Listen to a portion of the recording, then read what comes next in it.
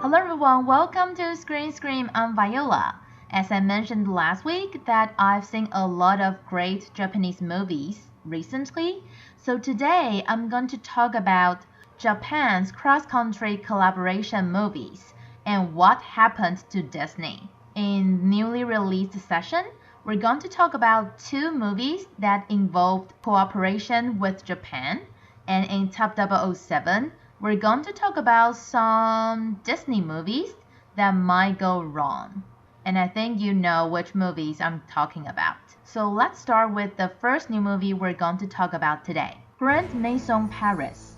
Famous Japanese chef Obana opens a new restaurant in Paris in a quest for his elusive third Michelin star. But Obana finds life as an outsider in Paris difficult and even has trouble sourcing ingredients.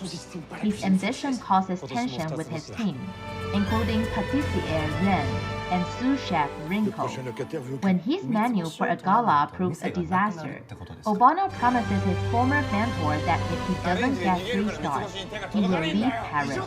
Can he pull it off? 2つ星で終わった昔のまんまじゃないかよ。私ももう無理だと思う。諦めよう。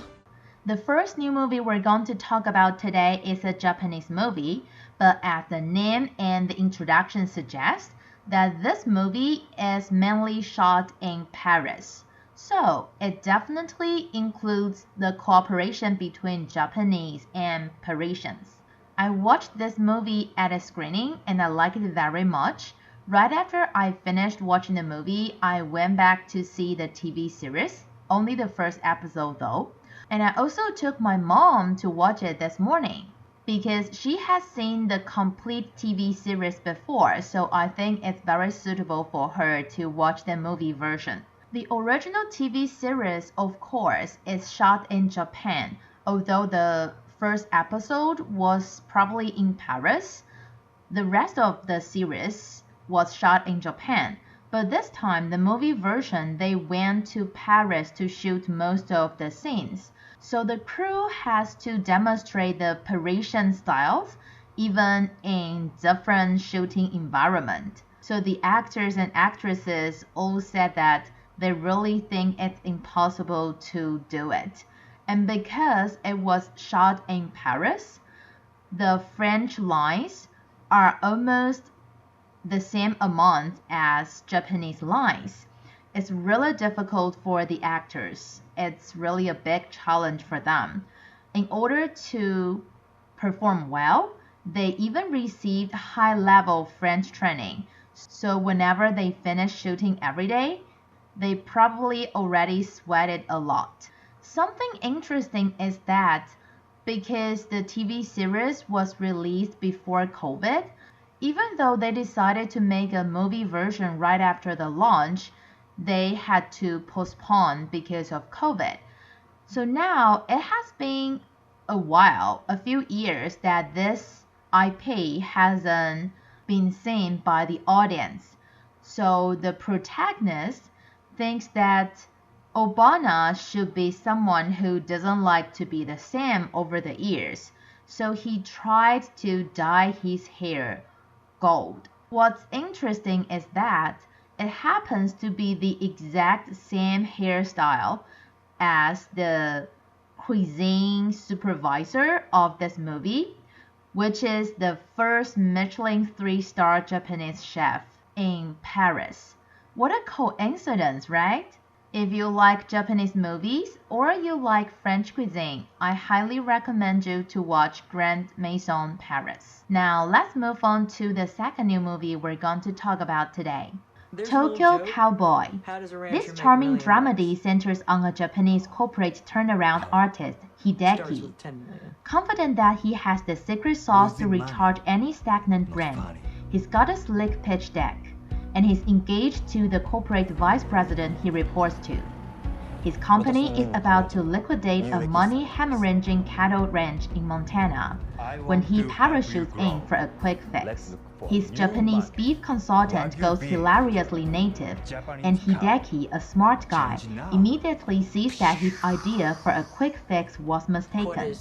Now unsettled and off the grid in an alien culture, Hideki recalibrates his values and his life goals. is the first narrative feature for director Mark Marriott, who, with cinematographer Oscar Ignacio Jimenez, creates a big sky setting that could reset any of us in need of self-recovery. The second new movie we're going to talk about today is actually an American movie, but the name's called Tokyo Cowboy, and we also heard that in the introduction, the protagonist is a Japanese. So the movie itself includes a lot of Japanese elements. The reason why this movie is made this way is because the American director Mark Marriott used to live in Japan for a long time and worked there. He decided to create a modern city cowboy story with Japanese actors. As we heard in the introduction that the protagonist is engaged to the vice president of his company. Therefore, when he goes to the US for work, he probably would miss his lover, his girlfriend, and this is going to be a cross-country romance, but at the same time, he's still a man who wears a cowboy hat. This would be the softer belongings of this exciting, adventurous journey in this movie. You may think that the protagonist worries only among his work, but actually, his supervisor, aka girlfriend, also worries about his plan, and she also worries about their future. Actually, this Tokyo Cowboy, he doesn't drink any alcohol, and he wears suits all the time. It's really difficult to imagine that he can turn the page and conquer the wilderness in his heart. While shooting Tokyo Cowboy, the crew works in both the US and Japan. We can see the extensive Montana ranch and the crowded Tokyo skyscrapers. It provides an intense contrast. The movie itself boasts humorous narrative and detailed scores. As the introduction said, it's a dramedy, so there will be a lot of jokes based on the cultural differences and language barriers. If you want to see how an American director portrays Tokyo, you can go watch Tokyo Cowboy. And before we move on to Top 007 and talk about some Disney movies that went wrong, let's review what we had from last week first. We had 2 top 3s, Creation of the Gods 2, Demon Force, and Last Breath. Also 2 top 2s, Captain America, Brave New World, and Flow. Top 1 was Mickey 17. Let's listen to top 7 to top 4 and see which Disney movie we're going to talk about. Top 5, Captain America, Brave New World. You're not Steve Rogers. Creation of the Gods 2, Demon Force. 我们必须拿到封神榜。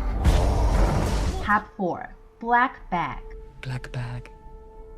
Right. You asked how it works. To be Flow.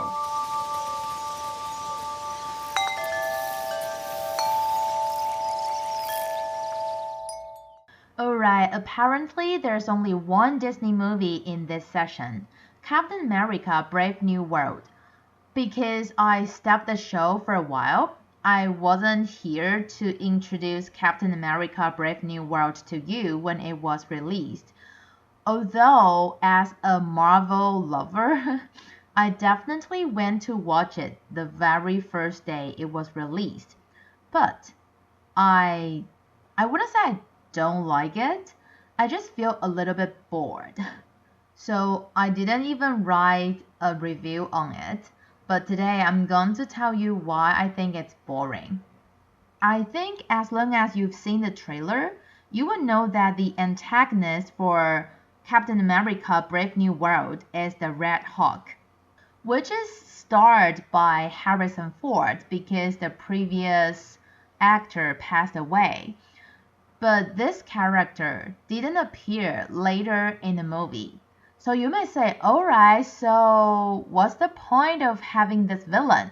Because there's another one. more important one. Can I say that? That villain is Leader. Actually, Leader is not a new antagonist. He appeared in MCU before, but it was in Incredible Hulk. Let me tell you something. Incredible Hulk is probably one of the least popular MCU movies among them all because it wasn't popular.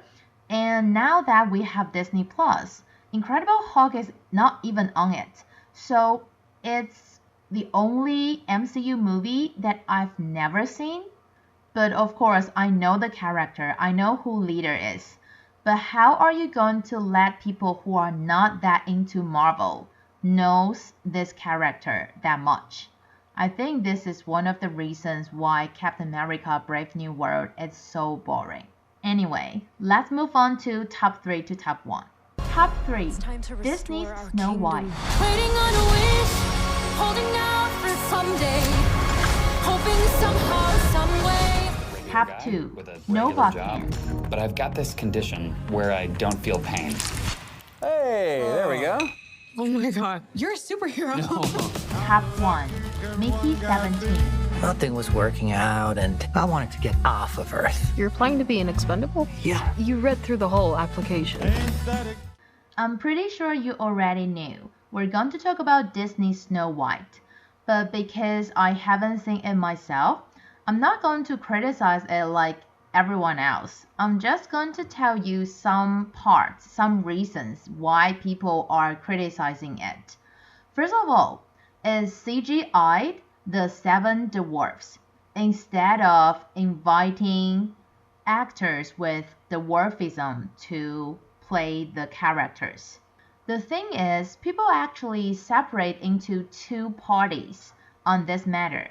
Some people think that in the past, whenever we have a character that's shorter, we hire actors with dwarfism to act the character. This is a kind of discrimination. But now, when we use CGI to demonstrate the dwarfs, some people think that, oh, you're taking away the working opportunities of actors with dwarfism. Well, so you tell me which is the right thing to do. But in the end, how Disney did it was they hired 1 actor with dwarfism with 6 other actors. And they're telling the audience that, okay, so this is a supernatural creature in the legend. It's not a real human, so don't take us wrong. But I think what they did was like one of my favorite movie critics said. She said that Disney apparently wants to appease everyone, but eventually they didn't appease anyone at all. But why do people have such strong emotions towards Snow White?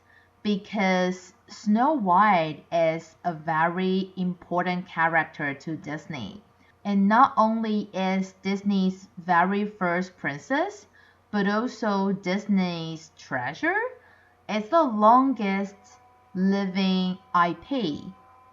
When Disney was going to make a real-life version of Snow White, the director of the animation version, David Hand's son, thought that Walt Disney and his late father wouldn't be happy about the real-life version. They probably would even oppose the adaptation. But Disney said that just like Captain America, Iron Man, and Thor are superheroes of Marvel, then Belle, Cinderella, and Ariel, they are also superheroes of Disney. I don't know, do you agree with this idea? I would say I can understand that they want to appease the new generation with a new live-action version of Snow White, but I think they can focus on the story more because some people who actually went to see it said that most people's acting and the story are just disastrous. Anyway, I'm pretty sure Snow White is going to stay on the chart for more weeks, then we will talk more about it. This concludes this week's episode. I hope you like it, and remember to tune in same time next week here at Screen Scream. I'm Viola. See you next time.